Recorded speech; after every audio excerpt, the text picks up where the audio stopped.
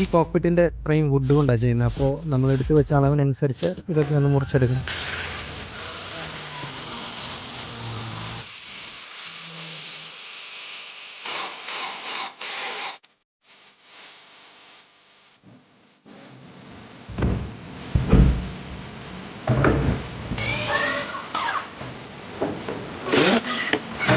ഈ ഫോണിൻ്റെ ഗ്യാപ്പ് കിട്ടുമെന്ന് അറിയാൻ വേണ്ടി ഒരു വർക്ക്ഷോപ്പിൽ പോയി നോക്കിയപ്പോൾ അവിടെ ഈ സ്റ്റിയറിങ്ങിൻ്റെ ഫുൾ കിറ്റ് കിട്ടും.